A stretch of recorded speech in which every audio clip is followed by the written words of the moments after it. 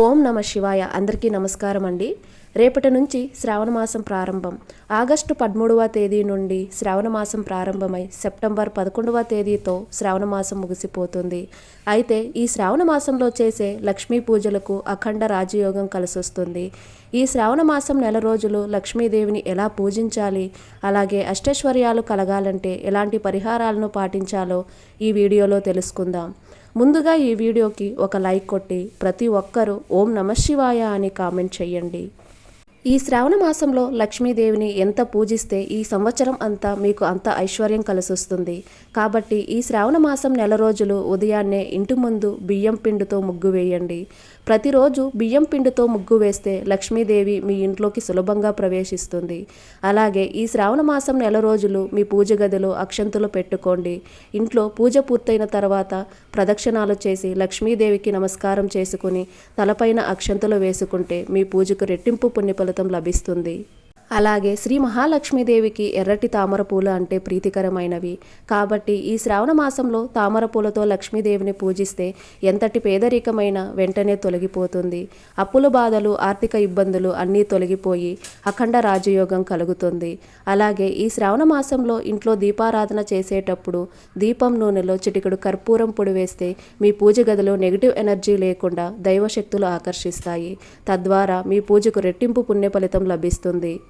అలాగే లక్ష్మీదేవి ముందు దీపం వెలిగించేటప్పుడు తమలపాకు పైన దీపం వెలిగించాలి. తమలపాకులో లక్ష్మీదేవి, సరస్వతీదేవి, పార్వతీదేవి కొలువై ఉంటారు. కాబట్టి తమలపాకు పైన దీపం వెలిగిస్తే మహాలక్ష్మి కటాక్షం త్వరగా కలుగుతుంది. ప్రతి శ్రావణ శుక్రవారం లక్ష్మీదేవిని విశేషంగా పూజించాలి. కాబట్టి ఒక చిన్న లక్ష్మీదేవి విగ్రహాన్ని తెచ్చుకొని ప్రతి శుక్రవారం ఆవు పాలతో అమ్మవారికి అభిషేకం చేసి ఆవు నెయ్యితో దీపారాధన చేస్తే లక్ష్మీదేవి వెంటనే అనుగ్రహిస్తుంది. అలాగే ఈ శ్రావణ మాసంలో తప్పనిసరిగా మీ ఇంటికి కొత్త చీపురును తెచ్చుకోండి. ఈ శ్రావణ మాసంలో వచ్చే ఏదైనా ఒక శనివారం నాడు మీ ఇంట్లో ఉన్న పాత చీపురును తీసేసి ఒక కొత్త చీపురును ఇంటికి తెచ్చుకుంటే మీ ఇంటికి సిరి సంపదలు కలిసి వస్తాయి. ఇక మీ భర్త ఆదాయం విపరీతంగా పెరిగి మీ భర్తకు బాగా కలిసి రావాలంటే ఈ శ్రావణ మాసంలో ఏదో ఒక రోజున లక్ష్మీదేవి ముందు ఆకుపచ్చని మట్టి గాజులు పెట్టి పూజ చేయండి. పూజ పూర్తయ్యాక ఈ గాజులను వేసుకోండి. దీనివల్ల మీ భర్తకు అన్ని విధాలుగా కలిసి వస్తుంది. అలాగే ప్రతి శ్రావణ శుక్రవారం ఇంట్లో పాలు పొంగించి లక్ష్మీదేవికి పరమాన్నం నివేదించాలి. అయితే విశేషంగా ఈ శ్రావణ శుక్రవారంలో ఆవు పాలతో పరమాన్నం చేసి లక్ష్మీదేవికి నివేదిస్తే చాలా మంచిది. అలాగే గోధుమ రవ్వ, బెల్లం వేసి పాయసం తయారు చేసి లక్ష్మీదేవికి నివేదిస్తే మీ భర్త ఉద్యోగంలో ప్రమోషన్లు వస్తాయి. అయితే లక్ష్మీదేవికి సమర్పించే నైవేద్యాన్ని ప్లాస్టిక్ గిన్నెలో కాకుండా అరటి ఆకుపైన అమ్మవారికి నైవేద్యం పెట్టండి. అయితే మనలో చాలామంది పూజ గదిలో ఒక దీపం వెలిగించి ఇంట్లో పూజ చేసుకుంటారు. కానీ ఈ శ్రావణ మాసంలో మాత్రం ఖచ్చితంగా అమ్మవారి ముందు 2 దీపాలు వెలిగించి పూజ చేసుకోవాలి. అలాగే వరలక్ష్మి వ్రతాన్ని చేసే ఆడవారు అమ్మవారికి పట్టుచీర సమర్పించి వరలక్ష్మి వ్రతాన్ని చేస్తే అమ్మవారి అనుగ్రహం వెంటనే లభిస్తుంది. అలాగే ఈ శ్రావణ మాసంలో ఇంటికి వచ్చిన ముత్తైదుకు తప్పకుండా తాంబూలం ఇచ్చి పంపించాలి. ముఖ్యంగా వరలక్ష్మి వ్రతం చేసే రోజున ఇంటికి 5 ముత్తైదులను పిలిచి తాంబూలంలో ఒక పసుపు కొమ్ము, 1 రూపాయి నాణెం పెట్టి తాంబూలం ఇస్తే మీ ఇంటి సంపద రెట్టింపు అవుతుంది. ఇక చాలామంది ఆడవారు ప్రతిరోజు తులసిని పూజిస్తారు. అయితే ఈ శ్రావణ మాసంలో ప్రతిరోజు సాయంత్రం పూట తులసి కోటలో దీపారాధన చేస్తే ముక్కోటి దేవతల అనుగ్రహం మీ ఇంటిపై ఎల్లవేళలా ఉంటుంది. అలాగే లక్ష్మీదేవిని పూజించే ఆడవారు తప్పకుండా కాళ్ళకు పసుపు రాసుకుని నిండు ముత్తైదులా తయారయ్యి లక్ష్మీదేవిని పూజిస్తే సుమంగళి యోగం కలుగుతుంది. అలాగే ఈ శ్రావణ మాసం నెల రోజులు ఇంటి గుమ్మానికి మామిడి తోరణాలు కట్టుకోండి. ఇంటి గుమ్మం పచ్చగా కలకలలాడుతూ ఉంటే మీ ఇంట్లోకి వెంటనే లక్ష్మీదేవి అడుగు పెడుతుంది. అలాగే ప్రతి శ్రావణ శుక్రవారం సాయంత్రం పూట ఇంటి గుమ్మం ముందు 2 దీపాలు వెలిగించి ఇల్లంతా సాంబ్రాణి పొగ వేయండి. మీ ఇంట్లో ఉన్న దుష్టశక్తులు తొలగిపోయి ఇంట్లోకి ధనలక్ష్మీదేవి ప్రవేశిస్తుంది. అలాగే ఈ శ్రావణ మాసంలో వీలైనంత ఎక్కువగా గోమాతను పూజించండి. గోవుకు నానబెట్టిన శనగలు, బెల్లం, అరటి పండ్లు ఇలాంటి ఆహార పదార్థాలు తినిపిస్తే 33 కోట్ల మంది దేవతలు సంతృప్తి చెంది కోరిన వరాలను వెంటనే ప్రసాదిస్తారు. ఈ శ్రావణ మాసం నెల రోజులు సాయంత్రం 6 గంటల నుండి 7 గంటల మధ్యలో లక్ష్మీదేవి భూమిపై సంచరిస్తూ తన భక్తులను ఆశీర్వదిస్తుందట. కాబట్టి సాయంత్రం పొరపాటును కూడా ఇంట్లో నిద్రపోకూడదు. లేదంటే లక్ష్మీదేవికి బదులుగా మీ ఇంట్లోకి దరిద్ర దేవత అడుగు పెడుతుంది. ఈ శ్రావణ మాసం నెల రోజులు దేవతా వృక్షాలను ఎక్కువగా పూజించండి.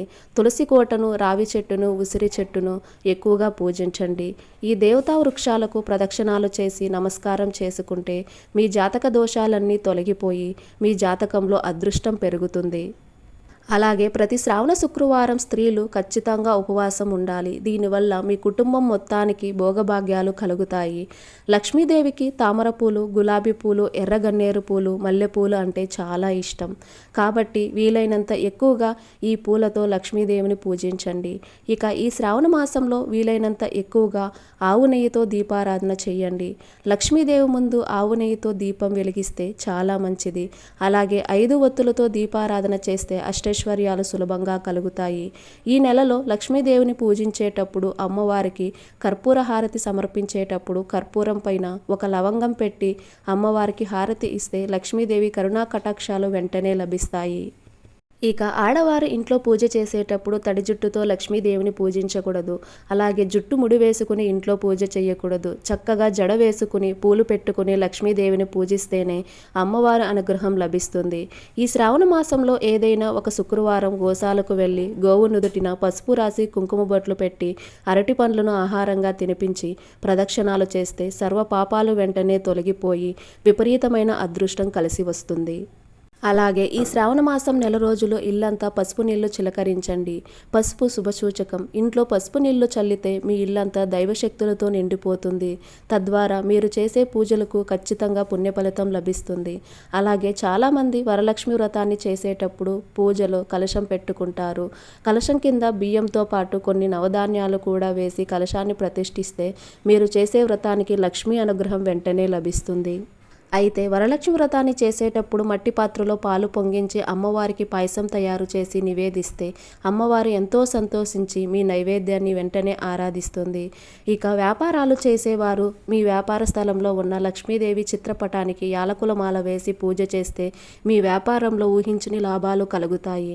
అలాగే లక్ష్మీదేవి పటానికి తామర గింజల మాల వేసి పూజ చేస్తే పట్టిందల్లా బంగారమై మీ ఇంట్లో లక్ష్మీదేవి శాశ్వతంగా కొలువై ఉంటుంది. ఇక ఈ శ్రావణ మాసంలో తప్పనిసరిగా దక్షిణావృత శంఖాన్ని పూజించాలి. శంఖం ఉన్న చోట లక్ష్మీదేవి ఉంటుందట. కాబట్టి మీ పూజ గదిలో ఒక చిన్న శంఖాన్ని పెట్టి పూజ చేయండి. ఇక లక్ష్మీదేవి పటానికి పసుపు బదులుగా గంధం రాసి కుంకుమ బొట్లు పెడితే చాలా మంచిది.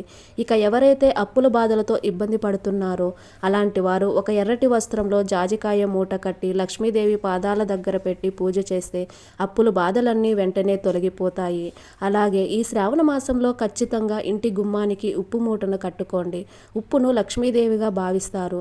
కాబట్టి గుమ్మానికి ఉప్పు మూట కడితే మీ ఇంట్లో లక్ష్మీదేవి తాండవిస్తుంది. అలాగే ఈ శ్రావణ మాసంలో ఖచ్చితంగా లక్ష్మీ యంత్రాన్ని తెచ్చుకొని మీ పూజ గదిలో పెట్టుకోండి. లక్ష్మీ యంత్రాన్ని పసుపు కుంకుమలతో పూజించి మీ బీరువాలో పెట్టుకుంటే ధనాకర్షణ పెరిగి ఇంట్లో వృధా ఖర్చులు తగ్గిపోతాయి. ఈ విధంగా ఈ శ్రావణ మాసంలో లక్ష్మీదేవిని పూజించి అష్టైశ్వర్యాలు పొందండి. ఈ వీడియో మీకు ఉపయోగకరంగా ఉంది అని అనిపిస్తే ఖచ్చితంగా ఒక లైక్ కొట్టి మన ఛానల్ని సబ్స్క్రైబ్ చేసుకుని మీ ఫ్రెండ్స్ అండ్ ఫ్యామిలీ మెంబర్స్కి షేర్ చేయండి.